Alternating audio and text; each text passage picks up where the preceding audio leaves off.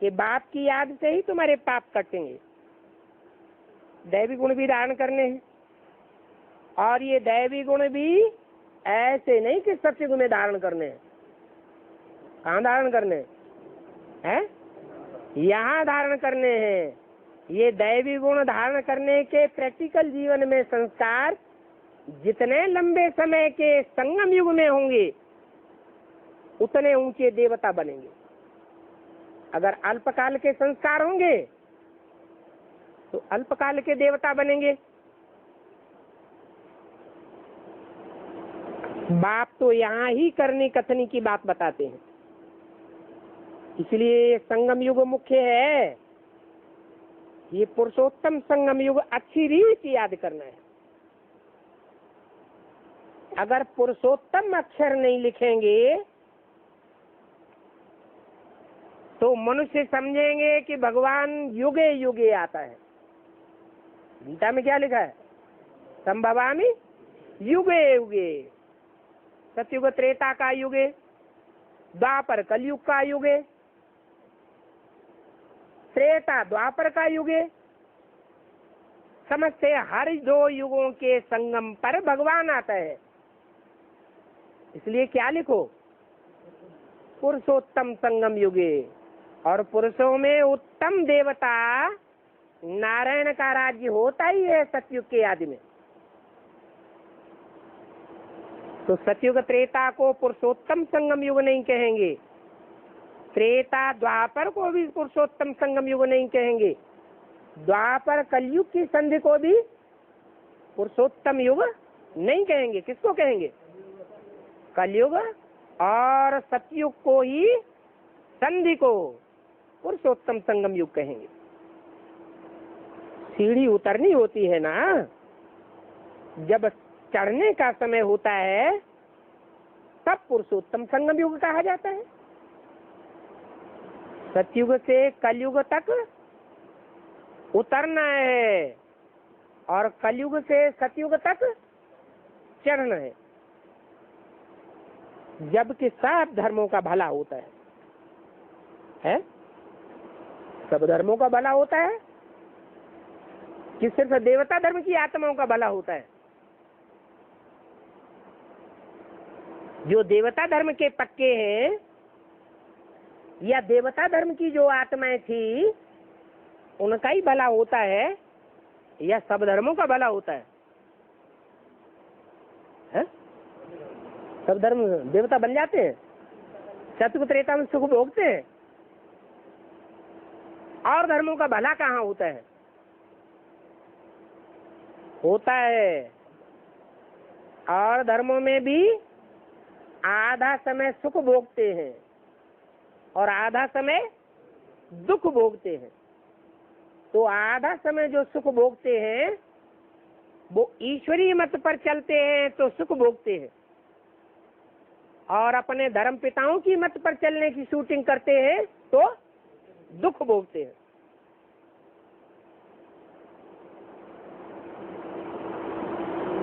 तो जो गायन है तेरे बहाने सर्व का भला, वो वास्तव में एक बाप के लिए है।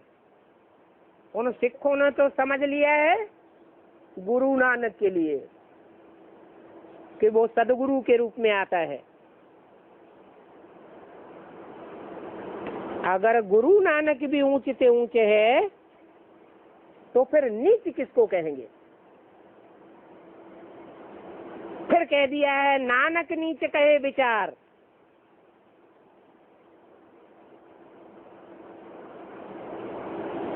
माना नानक ने अपने को भगवान स्वीकार नहीं किया है।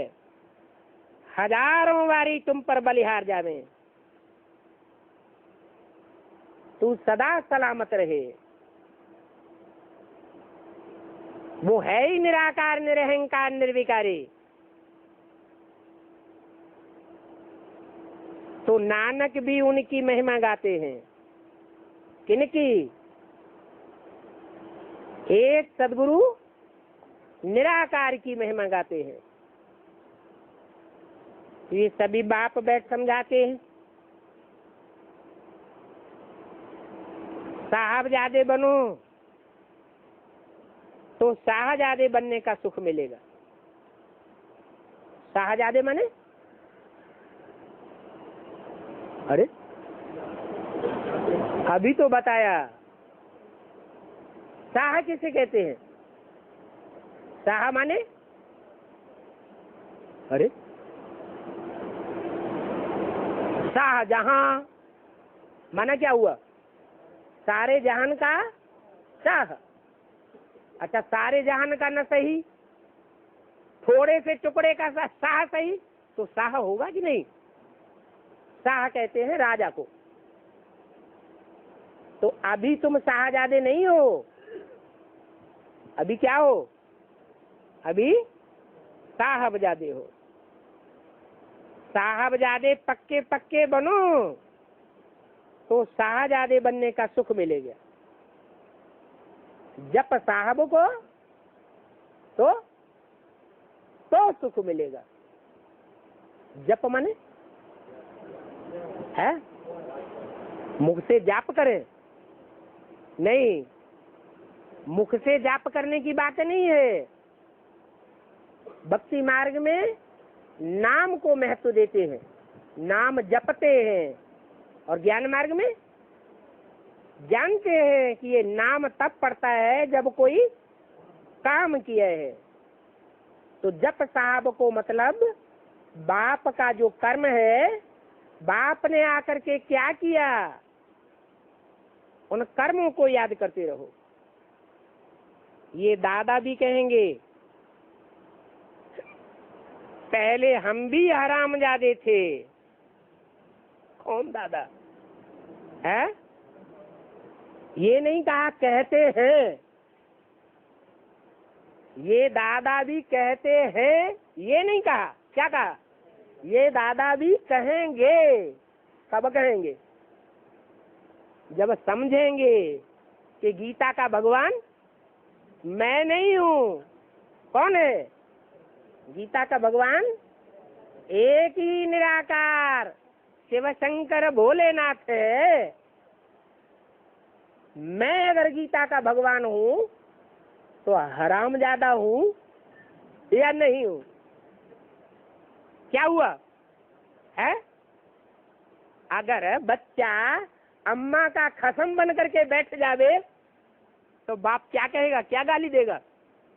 है हरामजादा। तो ये भी आगे चल के समझेंगे। कौन है? ये ब्रह्मा दादा भी समझेंगे। क्या समझेंगे? हैं कि पहले हम भी हरामजादे थे, फिर साहबजादे, फिर शाहजादे बनेंगे। माना सन 68 तक दादा को भी क्या कहेंगे?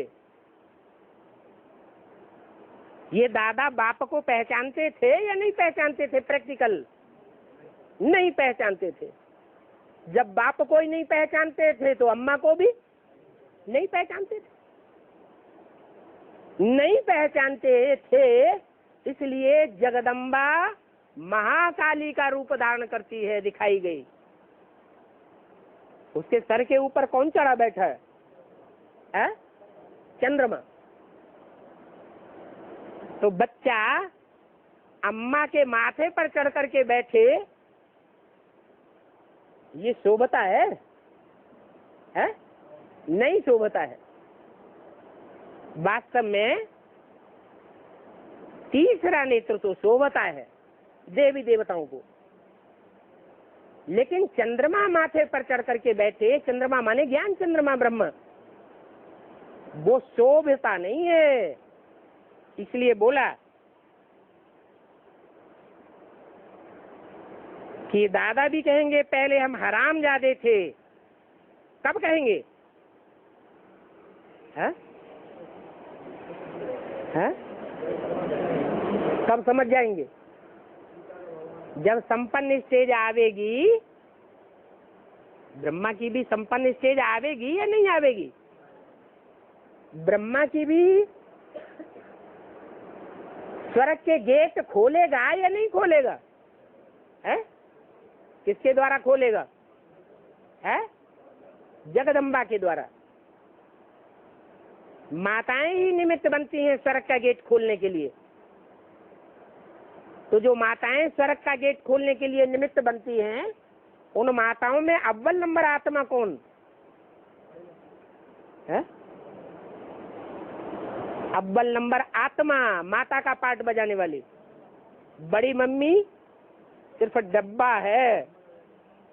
क्या वो सहन शक्ति का आगार नहीं है? कौन है? ब्रह्मा। ब्रह्मा ने जितना सहन किया, सहन करके माता का पार्ट बजाया, इतना पार्ट और कोई भी नहीं बजा सकता। तो वो ही ब्रह्मा जो वृद्ध तन में पार्ट बजाता था, पुरुष तन में पार्ट बजाता था, इसके कारण उसकी पूजा नहीं होती, क्योंकि सब पुरुष दुर्योधन दुशासन है। वो ही ब्रह्मा की सोल जब कोई माता में प्रवेश करके संपन्न स्टेज का पार्ट बजाती है और एहसास करती है, क्या एहसास करती है? पहले हम भी क्या थे? हम भी ब्राह्मणों की दुनिया में हरामजादे थे। क्या थे? बाप को नहीं पहचानते थे, अपन को बाप समझते थे। शिवो हम समझते थे कि नहीं? मुरली में स्वीकार किया कि नहीं मैं शिव हूं, मेरे अंदर शिव पाठ बजाता है, मैं ब्रह्मा हूं, ब्रह्मास्मि, ये स्वीकार किया कि नहीं? तो अगर ये स्वीकार किया तो बाप कहते हैं जो अपन को भगवान कहते हैं वो हिरण्यकश्यप हुए।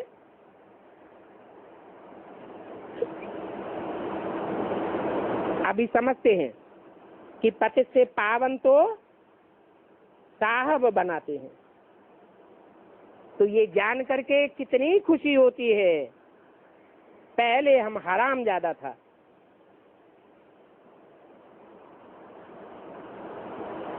अभी साहब ज्यादा बनता हूं, फिर शाहजादा बनेंगे कब? फिर माने कब? अरे ब्रह्मा की आत्मा शाहजादा कब बनेगी? नहीं बनेगी, सतयुग में बनेगी। अभी बहुत जन्मों के अंत में पतित है, बाप बच्चों से ही बैठ करके बात करते हैं और कोई से नहीं करते हैं, बच्चे ही सुनते हैं। सभी बच्चे थोड़े ही शाहजादे बनने लायक है। पिछाड़ी में कर्मातीत अवस्था होनी है, तब बाप कहते हैं अतीन्द्रिय सुख गोप गोपियों से पूछो। उस समय वो अडोल अवस्था रहती है। महावीर ने कहा ना, मुझे कोई भी हिला नहीं सकता। कौन से शास्त्र की बात है?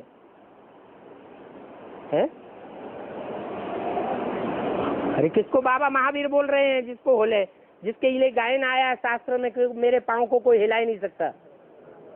अंगद, क्या उसका नाम क्या रखा? अंगद।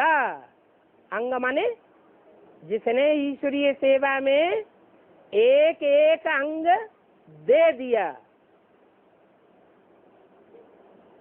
अंगों से दुनियावी सुख लिया नहीं, क्या किया? एक एक अंग ईश्वरीय सेवा में अर्पण कर दिया, उसका नाम पड़ा अंगद। किसको कहते हैं अंगद? उन्हीं को कहा जाता है अंगद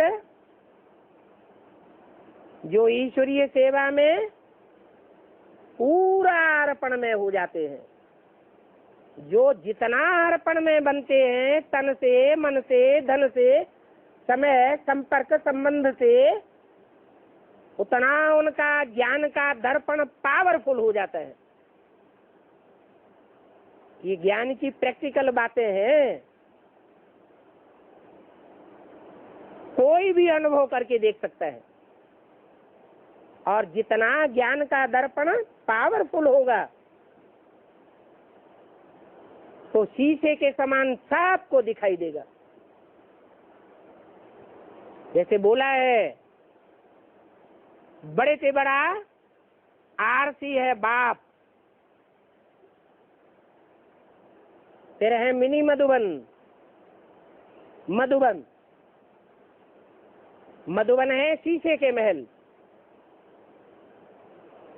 इन मधुबनों में कोई भी आत्मा अपने को छुपाए नहीं सकती है। जैसे शीश महल में सबका चेहरा क्लियर दिखाई देता है, ऐसे ये पांडवों का किला ऐसा बन जाएगा, अभी भी बन रहा है,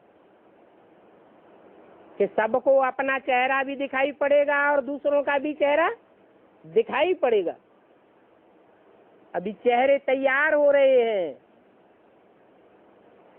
कोई के राक्षसी चेहरे तैयार हो रहे हैं और कोई के दैवी चेहरे तैयार हो रहे हैं। ये शास्त्रों में और अजंता एलोरा की गुफाओं में चित्रण किए जाते हैं। माया से तुम बाद में छूटते हो। माया के साथ बहुत बाहरी युद्ध चलती है। बहुत लिखते हैं बाबा माया बड़ा तूफान मिलाती है। ये स्त्री भी हमारी माया का रूप है, बाबा को लिखकर भेजते हैं। अरे बाबा तो पहले ही बता दिया। सन्यासी क्या कहते हैं? स्त्री को क्या कहते हैं सन्यासी? है नारी नरक का द्वार है, स्त्री सर्पिणी है। और बाप क्या कहते हैं? नारी नरक का द्वार नहीं है, नारी तो स्वर्ग का द्वार खोलने वाली है। जैसी दृष्टि वैसी सृष्टि दिखाई पड़ती है। वो नारी को छोड़ करके भागते हैं और बाप नारियों की ही सेना लेकर के माया से युद्ध करते हैं। बच्चे कहते हैं बाबा हम आपको याद नहीं कर सकते हैं, हमको स्त्री याद आ जाती है। बाबा हम आपको बहुत याद करने का पुरुषार्थ करता हूँ, फिर भी बुद्धि स्त्री खींच लेती है। बाप कहते हैं ये तो तूफान है, रिहर्सल हो रही है, शूटिंग हो रही है, 63 जन्मों का हिसाब किताब रील में घूम रहा है, तो वो तूफान तो जरूर आवेंगे। जो जो 63 जन्मों में विकर्म किए हैं वो तूफान के रूप में सामने जरूर आवेंगे। अभी विकर्म नहीं करना है। ऐसा कोई माया का तूफान आता है तो बाप की याद में सेट हो जाना चाहिए, नहीं तो की कमाई चट हो जाएगी।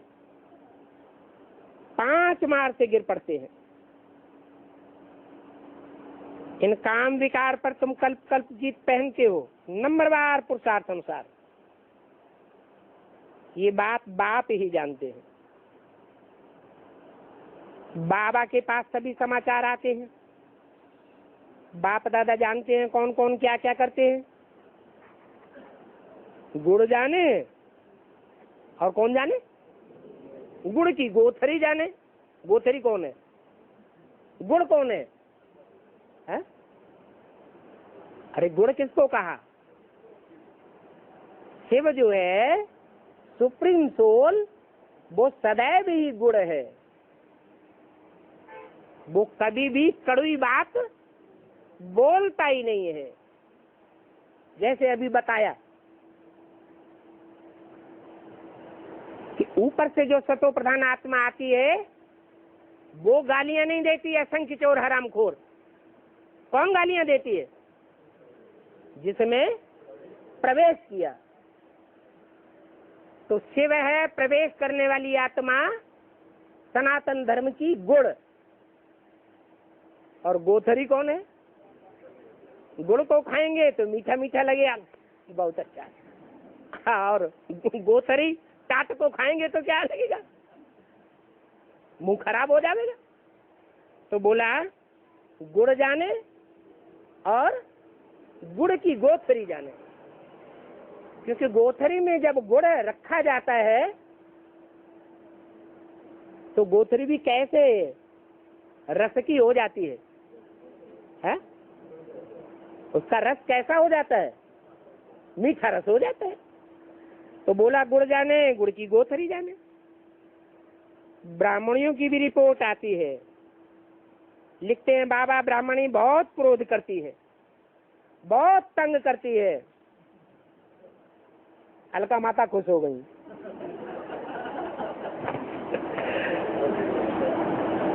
अब प्रिंसिपल को तो टीचर की रिपोर्ट देनी होती है ना।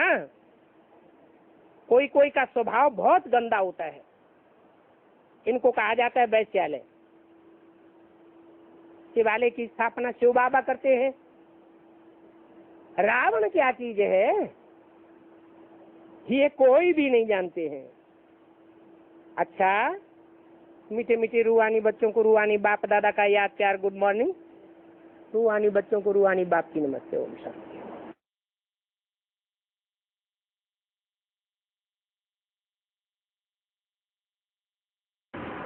रानियां होती है, स्वाधीन होती है या पराधीन होती है? किसके? राजा के पराधीन होती है।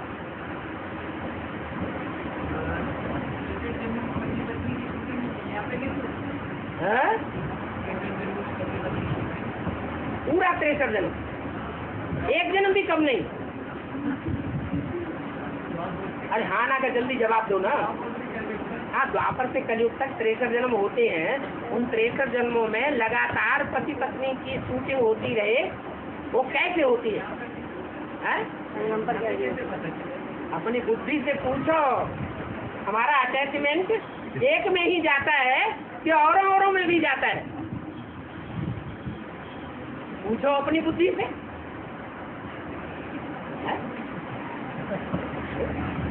एक में ही जा रहा है कि अनेकों में जा रहा है? चुप रहते, बोलते नहीं।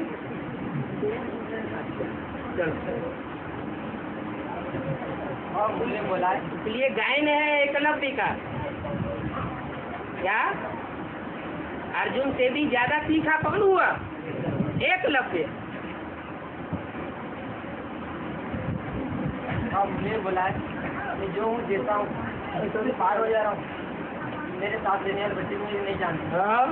तो ये क्या बात है? ये बात ये हुई, एक है जगत पिता का पार्ट और उसके साथ है जगदम्बा का पार्ट और जगदम्बा की बच्चियों का पार्ट। सबसे ज्यादा जगत पिता के साथ रहने का पार्ट किसने बजाया? जगदम्बा। जगदम्बा बोलो ना, बजाया। तो जिसने सबसे जास्ती साथ रहने का पार्ट बजाया वो भी छोड़ के चली जाए तो क्या कहेंगे? पहचाना या नहीं पहचाना? नहीं पहचाना। बाबा कोई इच्छा होती नहीं है? बाबा को कोई इच्छा होती नहीं? शिव बाबा को कोई इच्छा होती नहीं? आप शिव बाबा के दिल में घुसे हुए हैं कि नहीं? क्यों? अरे आप शिव बाबा के दिल में घुसे हुए हैं या नहीं घुसे हुए हैं? क्यों हो जाते? जल्दी जल्दी जवाब दो। हैं? आप शिव बाबा के दिल में घुसे हुए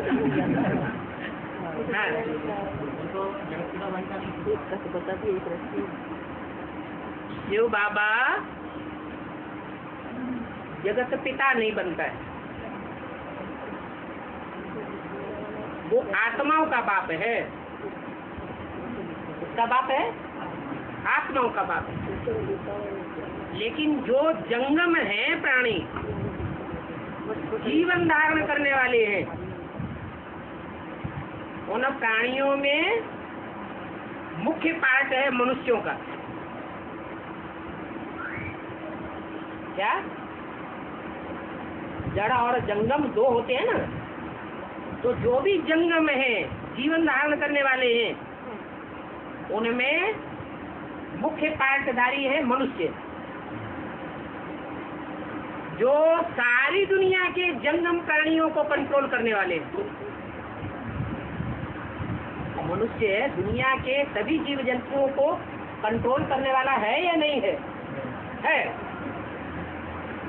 तो उन मनुष्यों का पिता कौन है? इसे प्रजापिता या जगत पिता कहा जाता है। वो जगत पिता सारे जगत के मनुष्यों का बाप है। मुरली में भी बोलते हैं बच्चे, क्या बोलते हैं? तुम्हारा बाप आया हुआ है। तो पॉजिटिव में ही बाप आया हुआ है या निगेटिव में भी बाप आया हुआ है?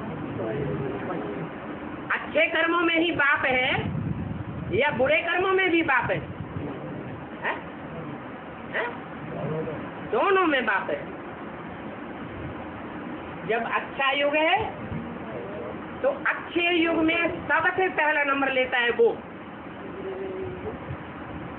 ब्राह्मणों में पहला ब्राह्मण वो, फिर देवताओं में पहला देवता वो, फिर क्षत्रियों में पहला क्षत्रिय वो, फिर द्वापर में पहला द्वैतवादी वो, और कलयुग में पहला कलह क्लेश करने वाला वो।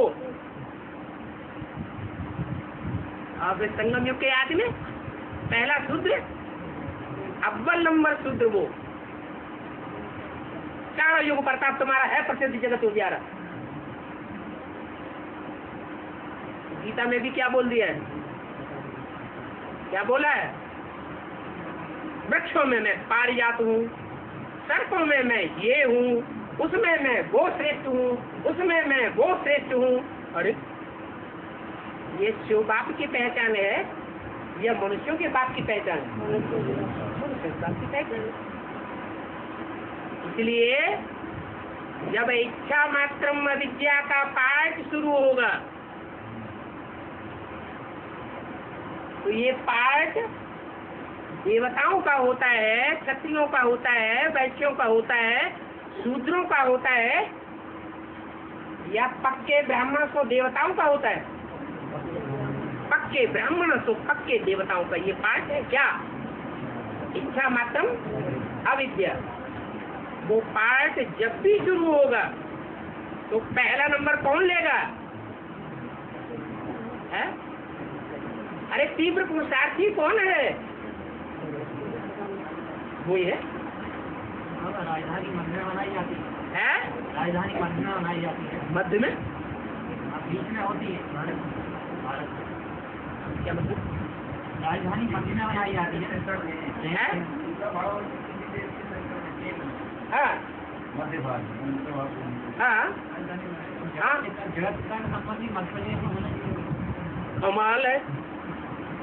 तुम्हें इतना ही पता नहीं है कि जब नई दुनिया बनती है तो दक्षिण भारत, जिसको बाबा ने भारत का विदेश कहा है, वो होता है या नहीं होता है? होता है, होता है। अरे होता है कि नहीं होता है? होता है। नई दुनिया में दक्षिण भारत होता है? नहीं। जैसे सारी दुनिया समुद्र के गर्त में समा जाएगी, वैसे दक्षिण भारत के जो विदेशी भाषाएं बोलने वाले हैं, हिंदुस्तानी नहीं है, हिंदी भाषा बोलने वाले नहीं है, वो सब समुद्र के गर्त में समा जाएंगे। जिनकी भाषा ही बाप की भाषा नहीं है, वो स्वदेशी है या विदेशी है? विदेशी है। तो दक्षिण भारत ही नहीं होगा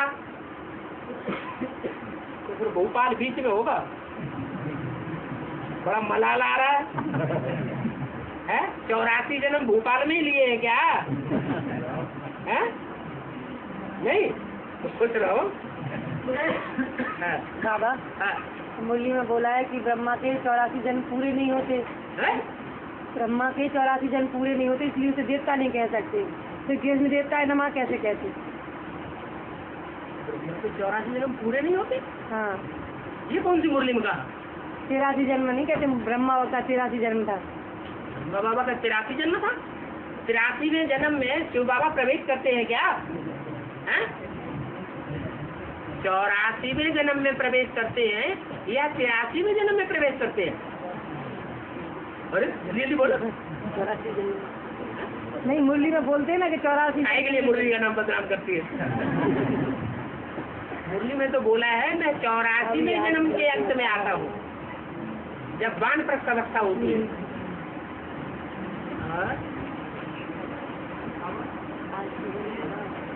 देखने में आपका है कि इस्लामी लोग जो होते हैं मुसलमान, वो मांस ज़्यादा खाते हैं। इस्लामी लोग जो होते हैं, मुसलमान जो होते हैं, वो मांस ज़्यादा खाते हैं, लेकिन बाबा मदिरा का पान नहीं करते हैं। लेकिन मदिरा का पान नहीं करते हैं। हाँ, लेकिन इसके अपोजिट हिंदुओं में देखने में आता है कि वो मांस कम खाते हैं, लेकिन मदिरा पान में अपनी ज़्यादातर कमाई उसमें खराब कर देते हैं। हाँ। अभी तो बाबा ये सीजन में ज्ञान नहीं।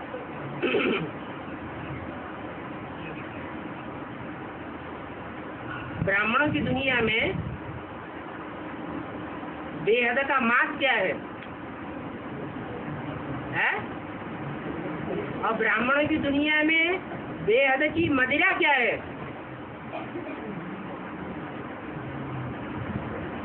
बात का ज्ञान नहीं है? बेहद का मांस है बड़े बड़े देहधारी को याद करते रहना। कोई स्पेशल देहधारी और उसकी देह याद आ रही है, उसकी मानसल देह याद आती है, तो मनसा से आत्मा मानसल मांस को खाने वाली नहीं हुई है? ऐसे मुसलमान धर्म में पैदा होने वाले होंगे। दूसरी बात, पहले पूरी बात होने दो। ऐसे ही ब्राह्मणों की दुनिया में जो एक बात के सिवाय औरों की दृष्टि को याद करते रहते हैं या औरों से आंख लड़ाने में बहुत दिल लगाते हैं, उनको बेहद की मदिरा पीने वाला कहेंगे या नहीं कहेंगे? मुरली में, एक भी मुरली में बाबा ने ये नहीं बोला कि कन्याएं माताएं बैठ करके पुरुषों को दृष्टि का दान दें, उसे राजयोग कहा जाता है। बाबा ने तो बोला है ये आंखें सब इंद्रियों में सबसे जास्ती धोखेबाज है। तो जो सबसे जास्ती धोखेबाज इंद्रिय है उसका संग करना चाहिए? नहीं करना चाहिए। लेकिन ब्रह्मा कुमारियों के बीच में जो ब्रह्मा कुमारी इस्लाम धर्म में कन्वर्ट होने वाली थी पहले, उसकी बुद्धि में ये ज्ञान नहीं बैठा क्या कि दृष्टि से सृष्टि सुधारने वाला एक भगवान बाप ही हो सकता है। भगवान बाप के सिवाय और कोई भी दृष्टि से सृष्टि को नहीं सुधार सकता, क्योंकि सबकी दृष्टि चंचल हो जाती है, एक जगह टिकती नहीं है, चलायमान हो जाती है। तो ये ज्ञान न होने के कारण उस आत्मा ने ब्रह्मा बाबा के शरीर छोड़ने के तुरंत बाद ब्राह्मणों में जो स्थूल विकार का लेन देन बंद किया गया था वो तो बंद कर दिया गया, लेकिन क्या चालू कर दिया? दृष्टि का लेन देन चालू कर दिया। तो ज्यादा पतन होगा या कम पतन होगा? मनसा का ज्यादा पतन होगा। आंखों से जो चीज देखी जाती है और लगाव पूर्वक देखी जाती है वो ज्यादा याद आती है।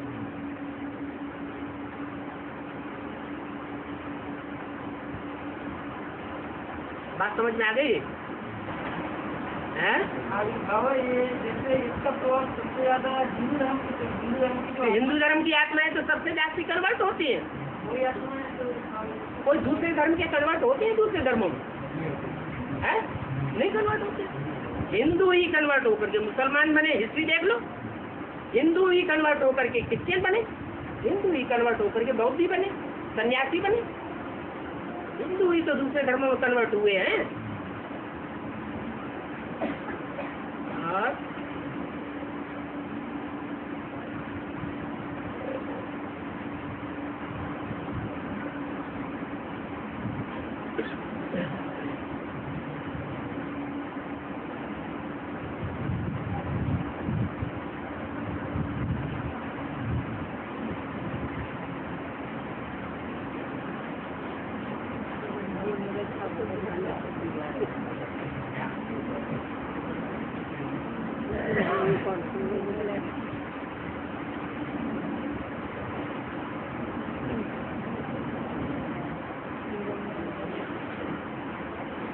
कोई ने प्रश्न किया है, नर्मदा पर ही साधु सन्यासी क्यों जाते हैं? बाबा हो चुका है। नहीं, दूसरा है। नर्मदा को बुद्धि क्यों कहा है, हाँ। वो अलग बात। ये दूसरा प्रश्न, नर्मदा पर ही साधु सन्यासी क्यों जाते हैं? क्यों गंगा पर नहीं जाते? ज्यादा गंगा के किनारे चौकड़ी मार करके बैठते हैं मेढकों की तरह, या और नदियों के किनारे बैठते हैं? गंगा के किनारे बैठते हैं, ये बात गलत है। और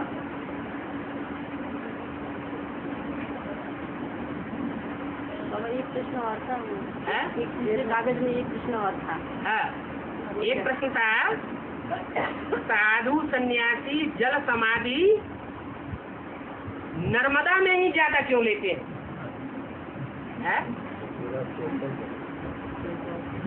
नर्मदा का पार्ट है जगदम्बा का, और जितने भी साधु सन्यासी हैं वो साधु सन्यासी जानते हैं कि ज्ञान की देवी कौन है। साधु सन्यासियों को गौमुख ज्यादा अच्छा लगता है या भगवान ज्यादा अच्छा लगता है? जब माला गटकते हैं ना तो खास एक कपड़ा बनाते हैं, उस कपड़े में हाथ डाल देते हैं, वो कपड़ा है गौमुख की यादगार और हाथ है बुद्धि की यादगार। वो अपनी बुद्धि रूपी हाथ को गौमुख रूपी कपड़े में डाल देते हैं, वो है भक्ति मार्ग की बात। और यहाँ ज्ञान मार्ग में गौमुख कौन है? अरे बढ़िया से बढ़िया गौ कौन है? जगदम्बा। कहते हैं जगदम्बा कामधेनु ऐसी अम्बा है जिसके शरीर में 33 करोड़ देवताएं दिखाए जाते हैं। तो वो सन्यासी जब भगवान को राम को याद करते हैं, राम राम राम राम मुंह से कहते हैं, तो बुद्ध रूपी हाथ कहाँ डाल देते हैं? गौमुख में। राम को याद नहीं करते हैं, उनको किसका मुख याद आता है? बुद्धि से। जगदम्बा का मुख याद, सुंदरता याद आ जाती है। इसलिए जितने भी सन्यासी हैं वो सन्यासी कन्याओं माताओं से प्रभावित होते हैं, कन्याओं माताओं के द्वारा मारे जाते हैं, शिखंडी कन्या के द्वारा मारे जाते हैं, या भगवान उन्हें मारता है? कन्याओं माताओं के द्वारा मारी जाती है। उन कन्याओं माताओं में मुख्य माता है जगदम्बा, और जगदम्बा का पार्ट है नर्मदा। तो नर्मदा में जाकर के जल समाधि लेते हैं और समझते हैं कि वो नदियां ही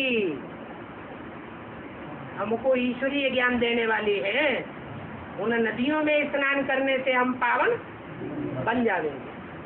वास्तव में नदियां पतित पावनी नहीं है, उनका ज्ञान जल पतित पावन नहीं है, स्वयं भगवान पतित पावन है। क्यों? क्योंकि भगवान को ज्ञान सागर कहा जाता है,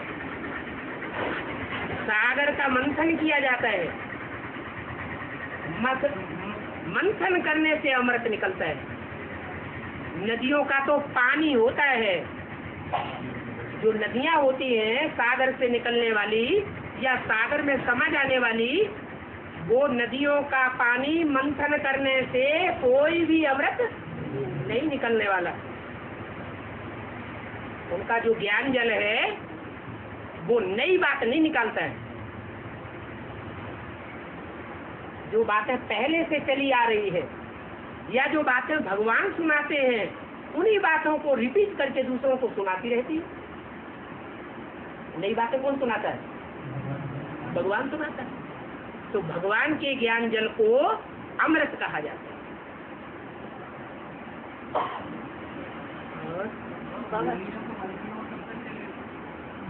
मुसीबत आ रही है क्या? है? मंथन तब चलेगा जब तक असुरों के और देवताओं के चेहरे तुम्हें प्रत्यक्ष नहीं हो जाते। मुसीबत बहुत आ रही है क्या? नहीं है? हाँ, और एक पर्ची जेब में है? एक पर्ची जेब में एक पर्ची जेब में है। बोल नहीं जा रही है।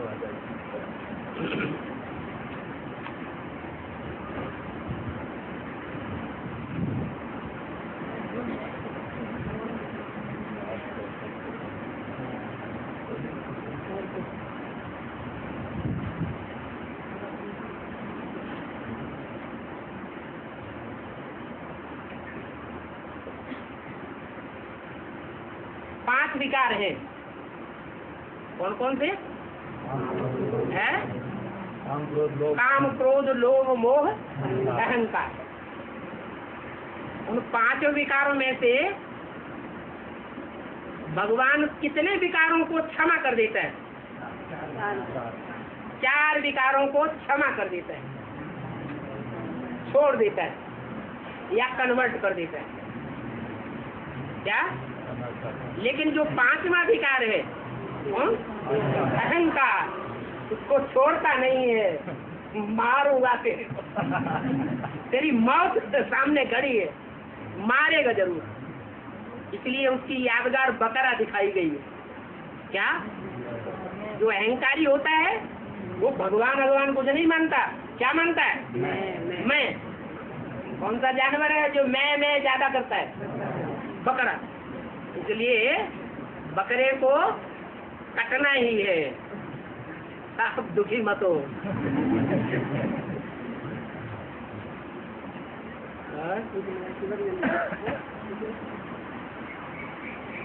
शास्त्रों में आया नर्मदा नदी की दर्शन मात्र में जन संसार बदला है? पूरे दर्शन मात्र से जन संसार के बदले है? गंगा जी स्नान करने से पाप मिलता है? बात तो एक ही हुई। दर्शन मात्र तो गंगा के, वो जगदम्बा के या नर्मदा के 84 जन्मों का दर्शन कर लिया तो कर ले।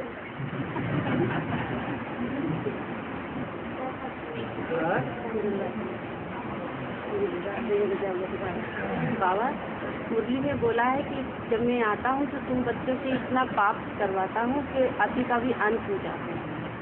तुम बच्चों से?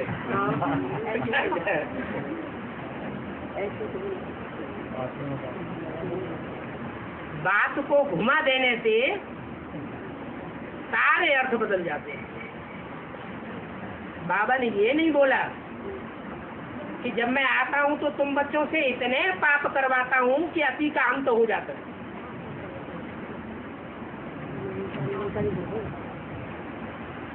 ये बात सही है? क्यों सही? क्यों नहीं है? क्यों नहीं सही है? बच्चों से नहीं करवाते हैं? क्योंकि तुम बच्चे सब नंबरवार हो। तुम पाप करने में अति नहीं कर सकते हो। अति कहा जाता है पाप करने में 100% की स्टेज पर पहुंच जाना। अति का पाप। तो बच्चे 100% पाप कर सकते हैं क्या? हैं? बच्चे नहीं करते हैं। एक बाप का ही पार्ट है कि पापों में पाप बढ़ाने का रहम करने के लिए उस मुकर्रर रथ में आता हूँ। तुम बच्चे पाप कर करके थक जाते हो। उन विकारों में नाक रगड़ते थक जाते हो और छुटकारा पाना चाहते कब इस चीज से निकले। लेकिन निकल नहीं पाते। तो तुम अति नहीं करते हो। कौन करता है? हैं? बाप अति कर देता है। इसलिए कहते हैं तुम बच्चों को, बच्चे तुम्हारा बाप आया हुआ। माने पाप करने में भी वो तुम्हारा बाप है और पुण्य करने में भी वो बाप है। एक का गायन है, आपने सबको समझ लिया।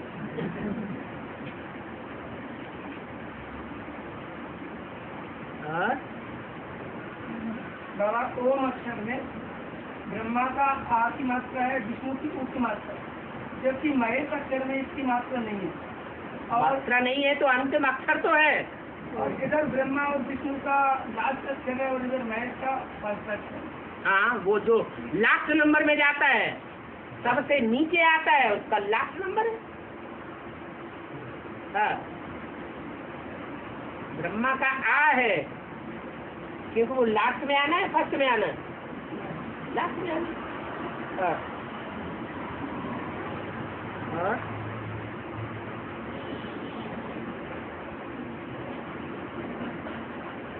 बाबा मुल्ला लोग दाढ़ी रखते हैं पर मुंह तो मुड़वा देते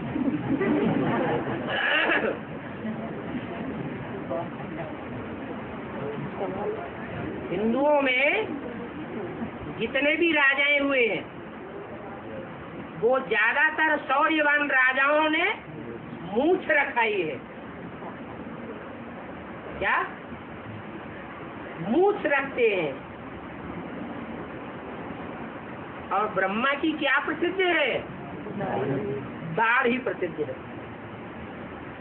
ब्रह्मा की मूछ प्रसिद्ध नहीं है, ब्रह्मा की दाढ़ी प्रसिद्ध है, क्योंकि ब्रह्मा को अपनी दाढ़ी की लाज रखने के लिए बहुत चिंता रहती है।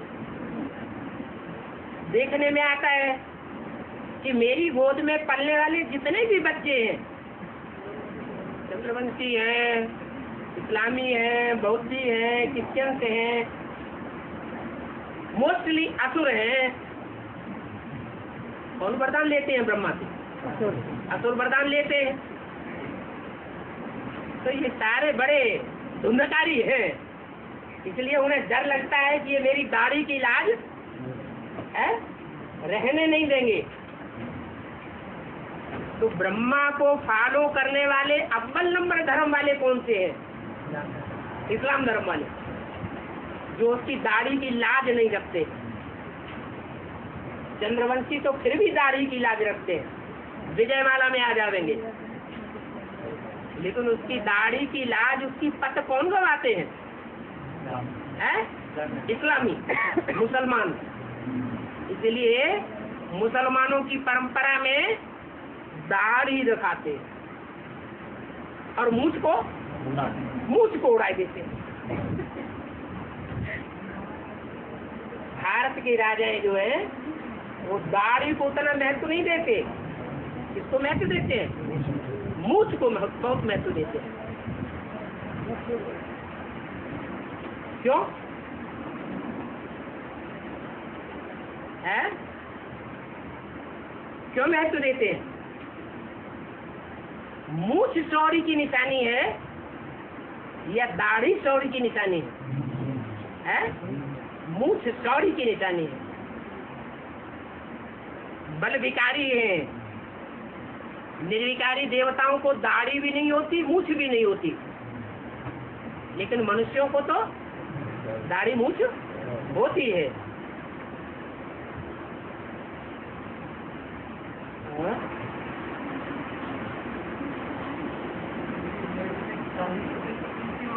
कौन? सबसे ज्यादा व्यभिचार कौन से धर्म से शुरू होता है?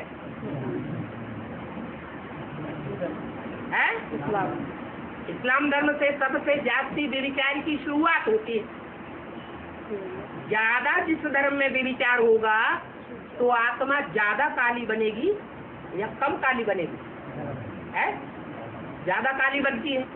तो उस कालेपन को भक्ति मार्ग में दिखाने के लिए काले कपड़े दिखाए।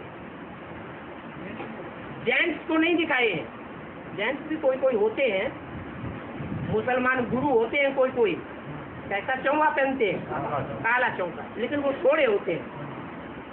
लेकिन स्त्रियों को 1 to all उन्होंने पक्का कर दिया है कि जो भी इस्लाम धर्म में कन्वर्ट होने वाली होंगी, व्यभिचारिणी बनेंगी, अनेक शादियां करेंगी, या अनेक शादियों की शुरुआत होगी जिनके द्वारा उनकी आत्मा काली जरूर बनती है। और उसकी शूटिंग कहाँ होती है? ब्राह्मणों की दुनिया में। ब्राह्मणों की दुनिया में जो भी जगदम्बा का पाठ बजाने वाली है या जगदम्बा की भुजाएं बनने वाली है, वो महाकाली का पाठ जरूर बजाती है। जैसे महाकाली बाप की ग्लानि करने के निमित्त बनती है, वैसे उसकी भुजाएं भी बाप की ग्लानि करने के निमित्त बनती है। मुरली में बोला है, भारत का नाम सबसे जास्ती इन वैश्याओं ने बदनाम किया है।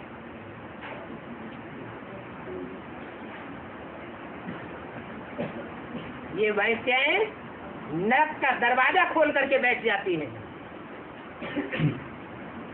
ये मोस्टली रुद्रमाला से निकलती है।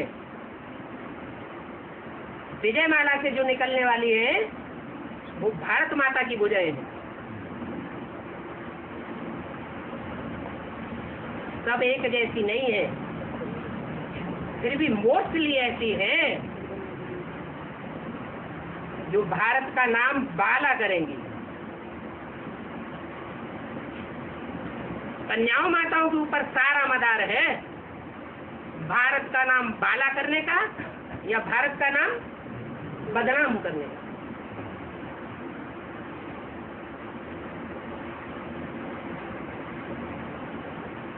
वो नरक का दरवाजा खोल के बैठ जाती है, वो स्वर्ग का दरवाजा खोल के शिव शक्तियां बनती है।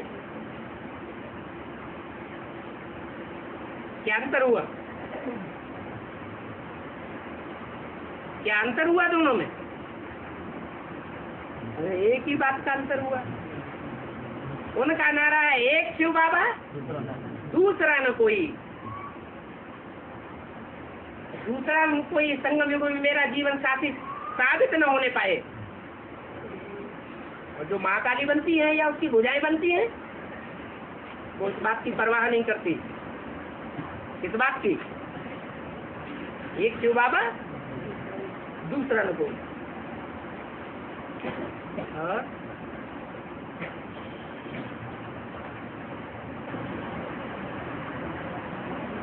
और धनुष के नीचे रावण की उंगली जल रही थी। जिस चीज को बहुत वजनी समझा जाएगा और बहुत वजनी होने के कारण उसको कोई हिलाना डुलाना चाहे या हटाना चाहे तो क्या संभावना बनी रहेगी? अरे संभावना क्या बनेगी? उंगली दबने की संभावना है, तो दब गई। वो पुरुषार्थ रूपी धनुष ऐसा है, शिवता धनुष, दधी की ऋषि की हड्डियों का धनुष। ब्राह्मणों की दुनिया में दधी की ऋषि कौन है? ब्रह्मा बाबा। ब्रह्मा बाबा के जीवन का जो पुरुषार्थ है, शरीर के द्वारा किया हुआ पुरुषार्थ रूपी धनुष, वो इतना मजबूत पुरुषार्थ था कि इसको रावण नहीं हिला सकता। रावण संप्रदाय की आत्माएं ब्रह्मा जैसे कर्म नहीं कर सकती पुरुषार्थी जीवन में। सीता ने उस धनुष को आराम से हाथ में उठा लिया, और वो भी बाएं हाथ में उठा लिया। कहते ना ये तो मेरे बाएं हाथ का खेल है। क्या क्यों कहते हैं बाएं हाथ का खेल? क्यों नहीं कहते दाएं हाथ का खेल? हाँ, बाएं हाथ कमजोर होता है और दायां हाथ मजबूत होता है। ज्यादा काम दायां हाथ करता है या बायां हाथ? दायां हाथ ज्यादा काम करता है मजबूत होने के कारण। तो जो भारत माता है उसकी बाईं भुजाएं जो है वो पुरुषार्थ रूपी धनुष को उठा लेती है। कौन है बाईं भुजाएं? अरे बाईं भुजा से स्वच्छ काम किया जाता है या गंदा काम किया जाता है? गंदा काम किया जाता है। तो कौन है बात पाई भुजाएं? अरे अरे महालक्ष्मी कब कही जाती है? जब जगदम्बा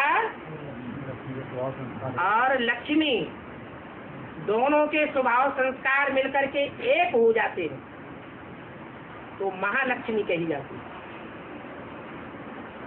इसमें बायां हाथ किसका होगा? जगदम्बा का बायां हाथ गंदगी की सफाई कर देती है और दायां हाथ लक्ष्मी का है।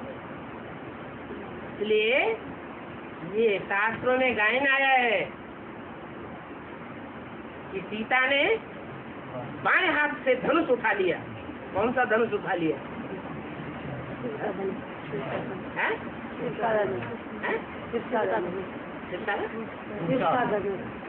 शिव का धनुष क्या? कौन है? राम वाली आत्मा को जो शरीर रूपी धनुष है वो इतना लकीला पुरुषार्थी है कि बाएं हाथ से उस धनुष को उठा लिया, उसका बदन उठा लिया। कोई कन्याएं माताएं होती है रोती रहती है, मेरा पुरुष इतना अधिकारी है, मेरा पति उतना अधिकारी है। तो ये रोना हुआ या हंसना हुआ? है रोना हुआ। और कोई कितना भी अधिकारी है तो भी मन बुद्धि से अपने को ऊपर उड़ा देती है बाप की याद में और पुरुषार्थी जीवन में खुश रहती है। कैसे कैसे खुश रहती है? अरे पुरुष तो सारे ही विकारी होते हैं, दुर्योधन दुशासन होते हैं। उनका रोना क्या? अपने मन को कंट्रोल करना है। वो कंट्रोल पुरुष नहीं कर सकता है। कौन कर सकता है? कन्याएं माताएं अपने मन को कंट्रोल कर सकती है। जब माया का आक्रमण होता है प्रैक्टिकल जीवन में तो कन्याएं माताएं चाहे तो मन से मुर्दा बन सकती है। शरीर की इंद्रियों से कोई भी प्रकार का सुख न भोगे, मन को बाप की याद में उड़ा दें। ये हुआ पुरुषार्थ रूपी धनुष को उठा देना। बाएं हाथ का खेल है, नहीं दुर्ड़ा पर होते हैं। तो सीता ने उठा दिया बाएं हाथ से और राम ने तो उसको तोड़ ही डाला। और रावण का क्या हुआ? रावण ने ना उसे उठा पाया न तोड़ पाया और ही उंगली दब गई।